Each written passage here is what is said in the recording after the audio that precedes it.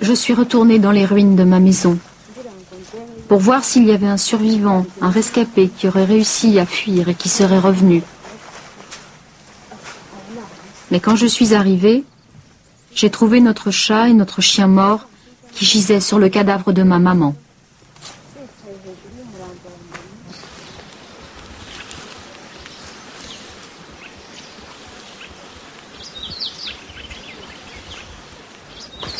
Espérance a aujourd'hui 24 ans.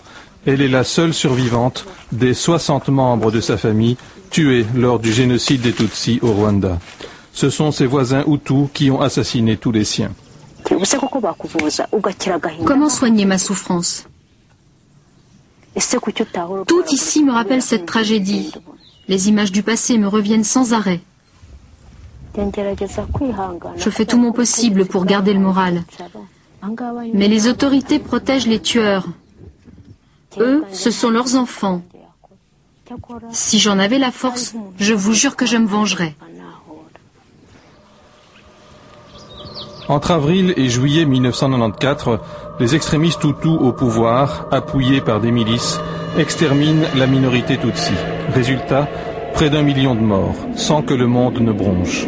Afin de rompre le cycle de la violence, l'ONU crée le Tribunal pénal international pour le Rwanda, le TPIR. Il l'installe à Arusha, une petite ville de Tanzanie. Seule peut-être la justice pourrait apaiser la soif de vengeance d'Espérance. Cette justice est confiée au procureur suisse Carla Del Ponte. Aujourd'hui, le gouvernement du Rwanda, dominé par les Tutsis, veut s'en débarrasser. Ce procureur trop tenace refuse de limiter ses enquêtes au génocide commis par les extrémistes Hutus. Elle veut poursuivre également les crimes commis par des militaires Tutsis. Ce jour-là, la plaidoirie de Carla Del Ponte a valeur de symbole. Elle doit impérativement renverser une décision des juges qui, pour des raisons de vice de forme, viennent de renoncer à juger l'un des instigateurs présumés du génocide. Si Carla Del Ponte échoue, le gouvernement rwandais tiendra un excellent argument pour dénoncer la faillite du tribunal. Soyons clairs, la mise en liberté pour des vices de forme, c'est bien prévu. En fait, je suis la seule ici à représenter les victimes.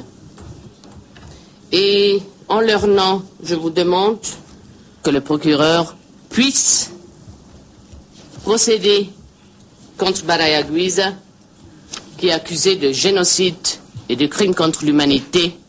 Qu'on veuille ou non, il faut tenir compte du gouvernement du Rwanda, dépend notre possibilité de continuer nos enquêtes et de faire nos procès.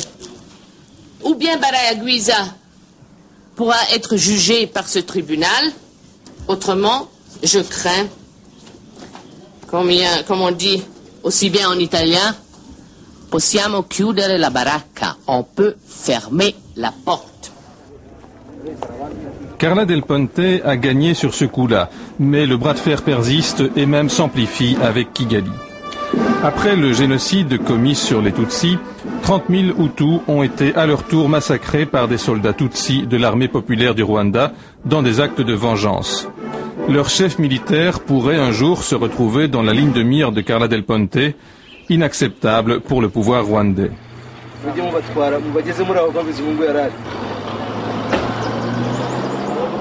La question de ces massacres de Hutus est si taboue au Rwanda que cette femme ne parle que sous anonymat.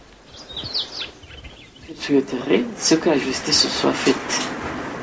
Donc, ce que la mort est de mon mari et de ma fille, est-ce que notre fils et le cadet soient éclaircis? Dans quelles circonstances ils ont été tués? Aux yeux des autorités rwandaises, le tribunal international ne doit pas juger les soldats de l'armée de libération, même s'ils ont commis des crimes. Il faut d'abord faire une différence. Cette différence, différencier les cas de vengeance et les cas de génocide. Où vont les cas de génocide, où vont les cas de vengeance? Les cas de vengeance, là, nous avons nos tribunaux. Il y a eu même des cas.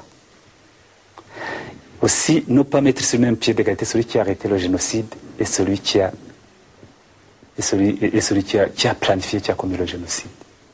Au fil des ans, nous avons des preuves comme quoi des massacres ont été commis pendant le génocide par l'autre partie, c'est-à-dire par l'armée qui était en force à l'époque.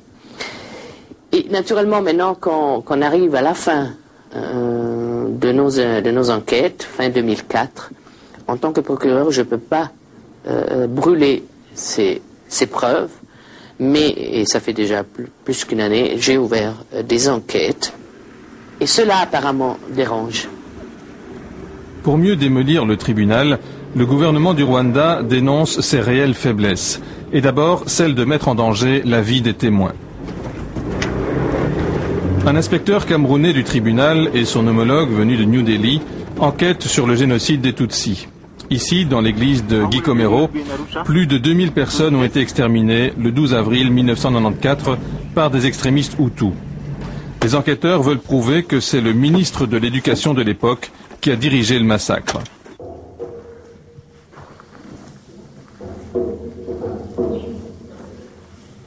Ils n'ont pas réussi à tuer tout le monde. Parce qu'il y avait confusion totale. Il y a des gens qui ont fui pendant la confusion, là, qui ont réussi à s'évader. Et aujourd'hui, ce sont des témoins de l'accusation? Ce sont des témoins de l'accusation. Il y a des gens qui ont participé aux tueries, qui sont là, qui sont libres. Et qui peuvent menacer? Ce n'est pas qu'ils peuvent menacer, ils ont menacé les témoins. Il y a certains qui ont menacé les témoins. Il y a des témoins qui étaient menacés, qui sont menacés, et qui sont menacés actuellement. Une femme qui observait les tueries dit avoir reconnu l'ex-ministre de l'Éducation, mais impossible de la faire venir. Être vue en compagnie du personnel du tribunal revient à mettre sa vie en péril, car beaucoup de voisins hutus ont sans doute trempé dans ce massacre et ne veulent pas risquer d'être dénoncés. Elle a vu les tueries, puisqu'il y avait un désordre total ici, il y avait les gens qui sortaient, il y avait les gens qu'on tuait, les fusils, elle a vu tout ça. L'avocat de l'ex-ministre de l'Éducation prétend que cette femme, témoin clé de l'accusation, accouchait dans une autre ville ce fatidique 12 avril 1994. Les enquêteurs doivent donc prouver qu'elle était bien présente sur les lieux. À leur grand soulagement, cette parente confirme que la femme était bien au village avec eux durant ces jours terribles. La justice repose ici sur les souvenirs des témoins, car contrairement aux nazis, les extrémistes hutus ont laissé peu de preuves écrites de leur forfait. Ensuite, nous nous sommes enfuis vers Gassagara et là, Judith nous a rejoints. Elle était encore enceinte.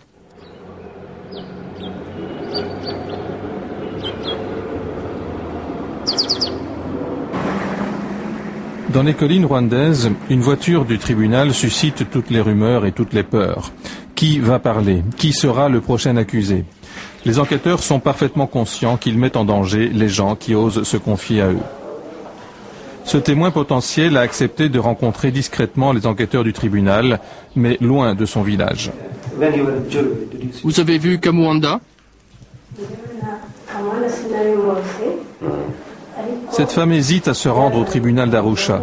Au nom de toute sa famille assassinée, elle veut témoigner, mais pas au prix de sa vie. C'est quelque chose d'extrêmement difficile dans cet environnement où tout le monde se connaît. Vous savez, à partir du moment où quelqu'un va en voyage, déjà on se pose la question. À partir du moment où un véhicule des Nations Unies arrive dans une commune, dans une préfecture, pour parler à des gens, on ne va pas là pour jouer aux cartes, on va là pour enquêter sur des événements qui se sont produits quelques années. Donc, cette situation crée problème. Mais qui dit crée problème ne signifie pas pour autant crée menace, crée danger. Des témoins ont mystérieusement disparu. Des informateurs du tribunal ont été assassinés. Au Rwanda, chacun a peur. Les Hutus ont peur d'être accusés à tort et les rescapés ont peur de disparaître parce qu'ils en savent trop. Déjà traumatisée par le génocide, Espérance est encore plus en danger depuis qu'elle a accepté de témoigner. J'ai eu des problèmes en rentrant d'Arusha après mon témoignage. Mes voisins m'ont accusé de les avoir tous trahis. Tu ne peux qu'avoir peur. Quand tu t'endors la nuit, tu ne sais pas si tu vas te réveiller le matin. Ces gens-là n'ont plus rien à perdre. Ils sont devenus fous. Ils peuvent venir te tuer n'importe quand.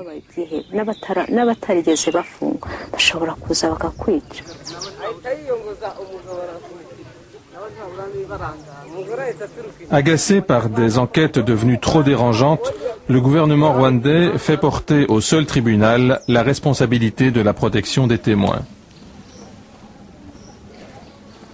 Après, quand ils retournent ici au Rwanda, nous avons des cas de gens qui ont été malmenés, nous avons des gens aussi qui ont été tués. Même, on se demande pourquoi même le TPA n'a pas suivi. On n'a pas mené des enquêtes pour voir. Alors qu'ils ont un service qui s'occupe de la protection des témoins. Après le retour dans le village, ne peut pas être assumé par l'ONU ou par le tribunal parce qu'on n'a pas de personnel pour faire ça.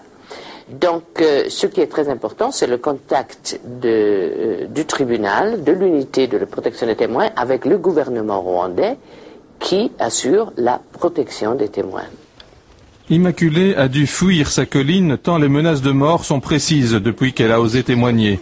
En plus, elle est malade. Violée pendant le génocide, ses tortionnaires lui ont transmis une maladie vénérienne. En prison, les bourreaux présumés sont soignés alors qu'Immaculée ne bénéficie d'aucun traitement. Le sort de ces victimes, oubliées par la justice, est encore un dossier explosif. Les violeurs m'ont infectée. J'ai attrapé une maladie vénérienne. Je n'ai pas eu la chance de me faire soigner à temps. Et cette maladie a ensuite contaminé mes enfants à la naissance. Quand je pense à ce qu'ils m'ont fait, je me dis que vraiment je suis contre la peine de mort. Parce que si on exécute la personne, cela ne résout rien.